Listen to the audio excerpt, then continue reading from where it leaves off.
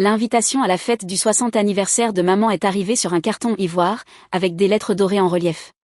Une soirée élégante, proclamait-elle en écriture calligraphiée, suivie de l'adresse du lieu, le Metropolitan Club du centre-ville, l'un des établissements privés les plus exclusifs de la ville. Tout en bas, en caractère plus petit, tenue de soirée exigée. Je fixai l'invitation un long moment, hésitant à y aller. 8 mois s'étaient écoulés depuis ma dernière rencontre avec ma famille, 8 mois depuis ce dîner gênant où ma belle-mère Victoria avait lancé des remarques acerbes sur mes choix de vie alternatifs, et où mon demi-frère David avait ouvertement demandé pourquoi je ne semblais jamais contribuer financièrement aux événements familiaux. La vérité était compliquée. Depuis que papa s'était remarié, il y a 5 ans, j'avais été peu à peu reléguée aux marges des rassemblements familiaux. Victoria avait 3 enfants de son précédent mariage, qui s'étaient intégrés sans effort dans le monde de papa, club de golf, gala de charité, dîner mondain. Moi, en revanche, j'avais toujours été l'intruse, trop réservée, trop différente, trop concentrée sur mon travail plutôt que sur l'ascension sociale. Ce qu'ils ignoraient, c'est que mon travail avait connu un succès extraordinaire. Je dirigeais Mitchell Consulting, un cabinet spécialisé dans la gestion de crise pour les entreprises du Fortune 500. Ce qui avait commencé comme une petite société de conseil il y a 5 ans était devenu une entreprise de 200 millions de dollars avec des bureaux dans 12 villes. Ma liste de clients ressemblait à un Who de l'Amérique corporative, et mes honoraires reflétaient la valeur que j'apportais, en général 50 000 dollars par semaine pour des missions de conseil auprès de dirigeants. Mais j'avais appris à taire mes succès en famille. Les rares fois où j'avais mentionné une victoire professionnelle, Victoria avait trouvé le moyen de minimiser mes réussites ou de détourner l'attention vers celle de ses enfants. Quand j'avais acheté ma première Porsche, 3 ans plus tôt, elle avait ironisé sur le fait que je voulais me faire remarquer, et suggéré que je compensais quelque chose.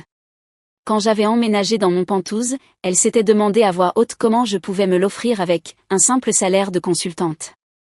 Alors j'avais cessé de partager. Je m'habillais sobrement pour les événements familiaux, je venais avec ma vieille Honda plutôt que la Porsche, et je les laissais supposer ce qu'ils voulaient de ma situation financière. C'était plus simple que d'affronter la jalousie passive-agressive de Victoria et le silence gêné de papa lorsqu'elle m'attaquait. L'ironie, c'est que Victoria travaillait à temps partiel dans une petite boutique et vivait entièrement des revenus de papa. Pourtant, elle s'était imposée comme l'autorité morale en matière de responsabilité financière et de comportement approprié. Ses enfants, David, 28 ans, qui travaillait dans le marketing, Jessica, 26 ans, toujours entre 2 emplois, et Michael, 24 ans, encore étudiant en master, menaient tous une vie largement subventionnée par le cabinet d'avocats de papa. Et malgré cela, ils me jugeaient pour travailler trop et ne pas accorder assez de priorité aux relations familiales. J'ai failli décliner l'invitation. Mais quelque chose dans son ton formel, dans le choix du lieu, éveilla ma curiosité. Les anniversaires de maman se passaient d'ordinaire dans la maison de papa et Victoria.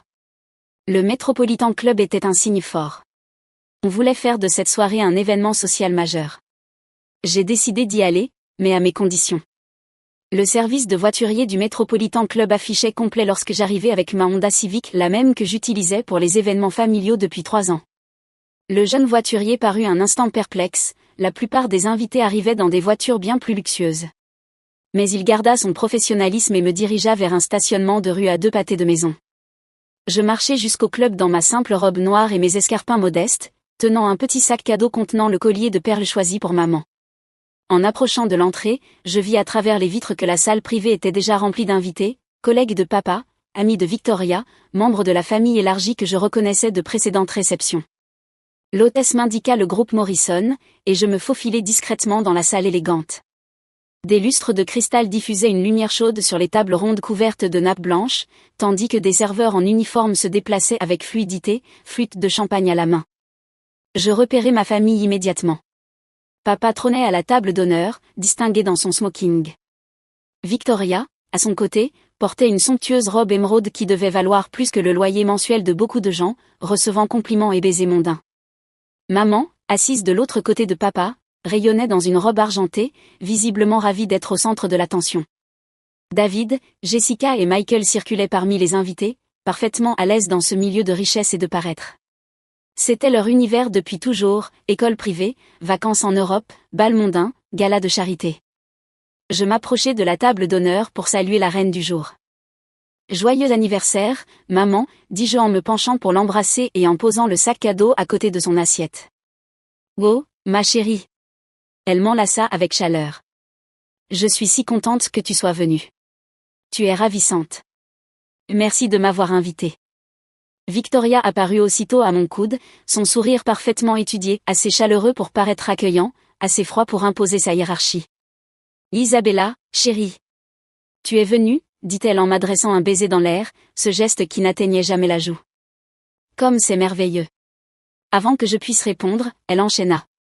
J'ai arrangé pour que tu sois assise avec le personnel de service, dans la cuisine. Tu comprends? Son sourire se fit conspirateur. C'est une question d'apparence. C'est une soirée si importante pour ta mère, et nous voulons que tout soit parfait. Ces mots me frappèrent comme un coup physique. La cuisine? Avec le personnel? Quoi? Eh bien, tu sais comment ça fonctionne, dit Victoria d'un ton mielleux, mais les yeux glacés. La salle principale est réservée à la famille et aux amis proches. La cuisine sera beaucoup plus confortable pour toi, moins formelle, plus détendue. Tu vas adorer. Je balayai la salle du regard, observant les invités. Je reconnus plusieurs visages, des associés de papa, des amis du club de lecture de Victoria, des connaissances de golf. Des amis de la famille, certes, mais pas la famille. Victoria, dis-je à voix basse, je fais partie de la famille. Bien sûr que tu en fais partie, ma chérie. Mais tu comprends les dynamiques sociales. Ce n'est pas comme nos petits dîners familiaux. C'est un événement sophistiqué, avec des gens très importants. Papa, plongé dans une discussion, n'avait rien remarqué. Maman, absorbée par l'ouverture de ses cadeaux, n'avait pas entendu non plus.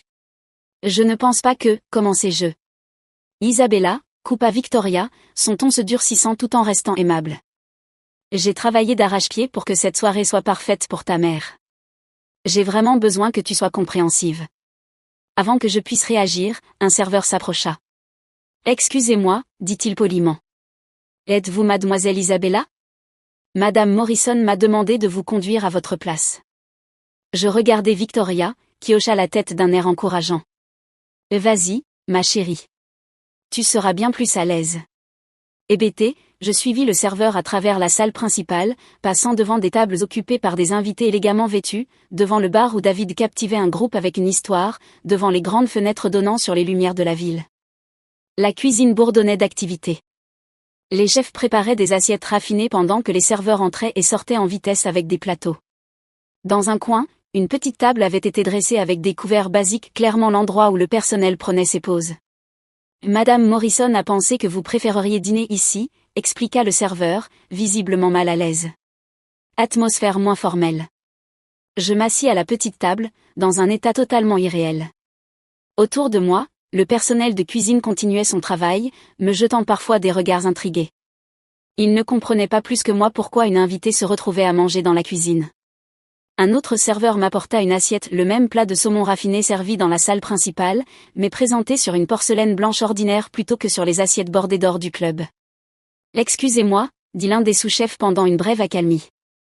Vous êtes du personnel, ou bien? Je suis la fille de la femme dont c'est l'anniversaire, répondis-je doucement. Ses sourcils se haussèrent, mais il eut la délicatesse de ne pas commenter davantage.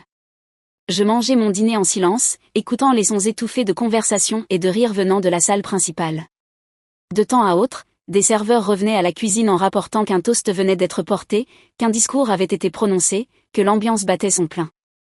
Moi, j'étais en train de manquer l'anniversaire de ma propre mère, à une vingtaine de mètres de là.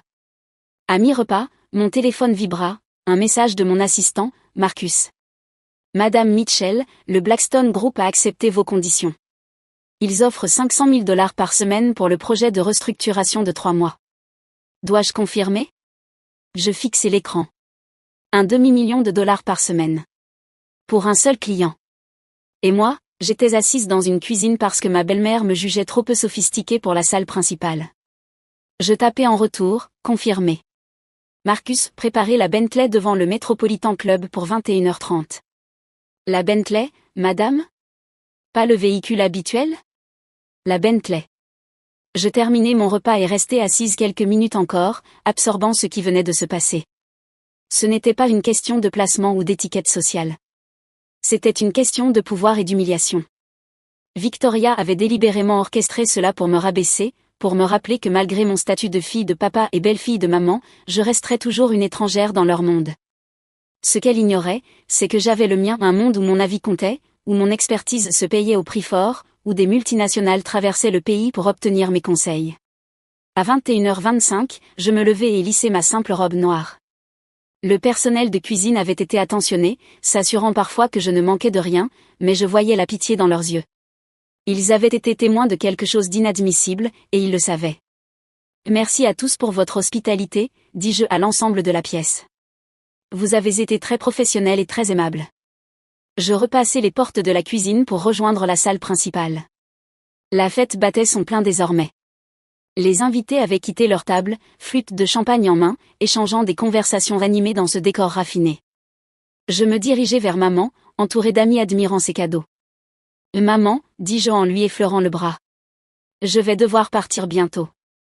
Merci pour cette belle soirée. Oh, mais ma chérie, nous n'avons même pas encore eu le gâteau, protesta-t-elle. Je sais, mais j'ai une réunion tôt demain matin. Victoria surgit à nos côtés comme par magie. Déjà sur le départ? Mais tu n'as pratiquement pas profité de l'ambiance de la fête. J'en ai assez profité, dis-je doucement. Eh bien, j'espère que les dispositions en cuisine ont été confortables pour toi, reprit-elle, d'un ton assez sonore pour être entendue autour. Je pensais que ce serait plus ton style. Plusieurs convives se tournèrent vers nous, visiblement interloqués. La cuisine, demanda Madame Patterson, une amie de longue date de maman. Qu'est-ce que tu veux dire? Avant que Victoria n'ait le temps de répondre, mon téléphone retentit, un message de Marcus. La Bentley est arrivée, madame. À travers les grandes baies vitrées donnant sur la rue, j'aperçus une élégante Rolls-Royce Phantom noire qui s'arrêtait devant l'entrée du club. Les voituriers se mirent aussitôt en mouvement, conscients de l'importance du véhicule. Voilà ma voiture, dis-je simplement. Victoria suivit mon regard jusqu'à la fenêtre, son expression glissant de la satisfaction narquoise à la confusion. La Rolls-Royce s'immobilisa juste devant l'entrée principale. Marcus, mon chauffeur, sortit du véhicule dans un uniforme parfaitement taillé et vint ouvrir la porte arrière, attendant patiemment. Les conversations dans la salle commencèrent à s'éteindre tandis que les invités remarquaient la voiture à travers les vitres. « Est-ce que c'est » dit papa en apparaissant à mes côtés, le regard fixé sur la rue. « Une Rolls-Royce Phantom » confirma David, avec une pointe d'admiration dans la voix. « C'est une voiture à 500 000 $. Plus que ça, ajouta l'un des associés de papa, s'approchant des fenêtres. C'est le dernier modèle. Plutôt 600 000 $. Le visage de Victoria avait blêmi. Isabella, à qui appartient cette voiture? À moi, répondis-je simplement. La salle entière s'était tue, toute l'attention désormais tournée vers la conversation et vers le magnifique véhicule qui ronronnait à l'extérieur. À toi? La voix de Victoria n'était plus qu'un murmure. Marcus est mon chauffeur depuis 2 ans, expliquai-je à l'ensemble de la pièce. Et d'habitude, je lui demande de venir me chercher dans quelque chose de plus modeste pour les réunions de famille, mais ce soir me semblait une occasion appropriée pour la fantôme. Madame Patterson me fixait avec un intérêt nouveau. Ton chauffeur. Isabella, qu'est-ce que tu fais comme travail? Je dirige Mitchell Consulting, répondis-je. Nous gérons la communication de crise et les restructurations pour des entreprises du Fortune 500. Mitchell Consulting. Intervint l'associé de mon père. Bon sang, excusez-moi, mesdames. Je connais cette société. Vous avez géré la crise de Meridian Industries l'an dernier.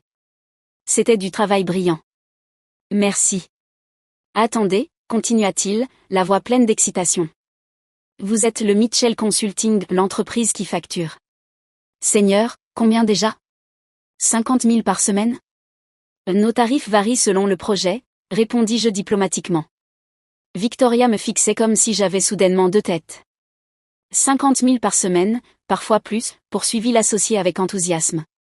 Mitchell Consulting est une légende dans la gestion de crise. Ils ne prennent que les plus gros dossiers, les catastrophes les plus médiatisées.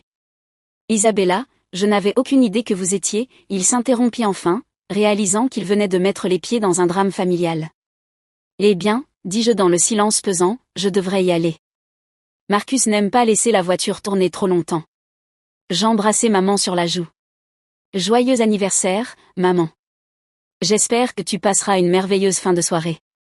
Alors que je me dirigeais vers la sortie, j'entendais les chuchotements éclater derrière moi. Tu savais? Aucune idée. Dans la cuisine? C'est humiliant. 50 000 par semaine? Je m'arrêtai à la porte et me retournai vers la salle. Victoria restait figée à côté de papa, son visage figé entre le choc et l'humiliation. Les mêmes invités qui louaient son sens de l'organisation quelques minutes plus tôt la regardaient maintenant avec des expressions oscillant entre confusion et désapprobation. Wow, et Victoria, lançai-je à travers la salle, ma voix portant clairement dans le silence. Merci pour l'arrangement du dîner. Ce fut très instructif. Je sortis dans la fraîcheur du soir, où Marcus m'attendait à côté de la portière ouverte.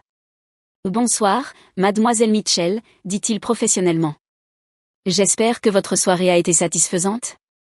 Éducative, répondis-je en m'installant dans la luxueuse banquette arrière de la Fantôme. Alors que nous nous éloignions du club, je pouvais voir des visages collés aux vitres, nous observant partir. Mon téléphone vibrait déjà de messages, mais je les ignorais pour l'instant. À la maison, madame, demanda Marcus. Oui, s'il vous plaît. Et Marcus, demain, je veux que vous cherchiez des événements caritatifs dans la ville. Je crois qu'il est temps que je devienne plus active sur la scène sociale. Certainement, madame. Un domaine particulier? Les initiatives éducatives. Des organisations qui aident les personnes issues de milieux modestes à accéder à des opportunités qu'elles n'auraient pas autrement. Alors que la Rolls-Royce glissait dans les rues de la ville, je repensais aux événements de la soirée. Pendant 5 ans, j'avais laissé Victoria me marginaliser, me faire sentir étrangère dans ma propre famille. J'avais toléré sa jalousie et son insécurité, minimisé mes réussites, accepté un traitement que je n'aurais jamais supporté ailleurs. Ce soir, c'était terminé. Mon téléphone sonnait maintenant. Le numéro de papa. Je laissai aller au répondeur. Puis celui de Victoria, messagerie aussi. Puis David, Jessica, et même maman. J'écouterai les messages plus tard. Ce soir, je voulais seulement rentrer dans mon penthouse, me servir un verre de vin et planifier mes prochains mouvements. Parce que si Victoria voulait jouer à des jeux sociaux, j'étais prête à lui montrer à quoi ressemblait le vrai pouvoir. Le lendemain matin, je me réveillai avec 17 appels manqués et des dizaines de messages. Je les parcourus en buvant mon café. Papa, Isabella, il faut qu'on parle immédiatement. Victoria, il y a eu un énorme malentendu. Maman, ma chérie, rappelle-moi s'il te plaît. David, pourquoi ne nous as-tu pas parlé de ton entreprise? Jessica, OMG, les photos d'hier soir sont partout sur Instagram. Des photos? J'ouvris Instagram et cherchai Metropolitan Club. En effet, plusieurs invités avaient publié des images de la soirée, et la plus populaire montrait la Rolls-Royce Phantom vue depuis l'intérieur du club, avec pour légende. Quand ta voiture vient te chercher au McClub #luxe #goal. Les commentaires étaient savoureux. À qui est cette voiture? À quelqu'un de la fête des Morrison. Isabella Mitchell de Mitchell Consulting. Attendez, le Mitchell Consulting? La boîte de gestion de crise? Elle mangeait dans la cuisine à l'anniversaire de sa propre mère. Pourquoi dans la cuisine? Apparemment, drame familial. C'est tellement tordu. Je souris et reposai mon téléphone. Parfois, les réseaux sociaux avaient leur utilité. Vers 10 heures, mon assistant appela. Mademoiselle Mitchell, j'ai environ 15 demandes d'interview ce matin. Apparemment, une histoire circule sur les réseaux sociaux à propos de vous et d'une fête d'anniversaire? Refusez toutes les interviews, mais envoyez un communiqué si besoin. Mitchell Consulting respecte la vie privée des familles et ne commentera pas les affaires personnelles. J'ai aussi 3 nouvelles demandes de clients, toutes des entreprises du Fortune 100. Ils vous ont spécifiquement demandé après avoir vu la couverture médiatique. Je ris. Une consultante en gestion de crise arrive en Rolls-Royce, se transforme en outil marketing. Apparemment, cela démontre un certain niveau de réussite que ces entreprises trouvent rassurant. 1 heure plus tard, papa rappela. Cette fois, je décrochai. Isabella, il faut qu'on discute de ce qui s'est passé hier soir. De quoi veux-tu parler? Tu as embarrassé Victoria devant nos amis. Vraiment? Et comment? Tu sais bien, en faisant une scène à propos du placement, en frimant avec cette voiture. Papa, Victoria m'a installé dans la cuisine avec le personnel de service à l'anniversaire de maman, parce que c'était une question d'apparence. Silence à l'autre bout du fil. Je n'avais aucune idée qu'elle avait fait ça, dit-il enfin. Où pensais-tu que j'étais pendant le dîner? As-tu remarqué que je n'étais assise à aucune table? Nouveau silence. Isabella. Victoria est très contrariée. Elle dit qu'elle voulait s'assurer que tu sois à l'aise, qu'elle pensait que tu préférerais un environnement plus calme. Papa, arrête. Nous savons tous les deux que ce n'est pas ce qui s'est passé. C'est ma femme. Je dois la soutenir. Et je suis ta fille. Mais apparemment, ça passe après le soutien à quelqu'un qui m'a délibérément humiliée devant 50 personnes. Ce n'était pas, elle ne voulait pas. Je t'aime, mais j'ai fini de faire semblant que le comportement de Victoria est acceptable juste pour préserver la paix. J'ai fini de minimiser ma réussite pour ne pas la rendre mal à l'aise, et j'ai définitivement fini d'être traitée comme le personnel lors des événements familiaux. Que veux-tu que je fasse? Je veux que tu reconnaisses que ce qui s'est passé est mal. Je veux que Victoria comprenne que je ne suis pas la femme célibataire en difficulté qu'elle croit. Et je veux être traitée comme de la famille lors des événements familiaux, pas comme une parente embarrassante qu'on cache.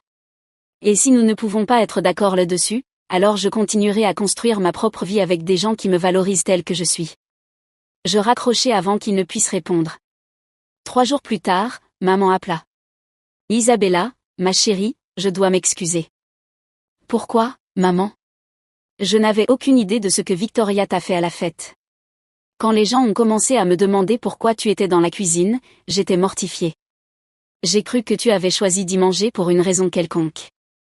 Tu ne savais pas? Bien sûr que non. Si j'avais su, j'y aurais mis fin immédiatement. Tu es ma fille, pour l'amour de Dieu. Je ressentis un immense soulagement. Au moins, maman n'avait pas fait partie du plan. Victoria prétend que c'était un malentendu, continua maman. Mais Isabella, je repense à d'autres événements familiaux, à d'autres moments où tu semblais distante ou partais plus tôt. Je me demande s'il n'y a pas eu d'autres incidents dont je n'ai pas eu connaissance. Maman. Je déjeune avec Victoria demain. Je crois qu'il est temps d'avoir une conversation sur la façon dont les membres de la famille sont traités dans cette maison.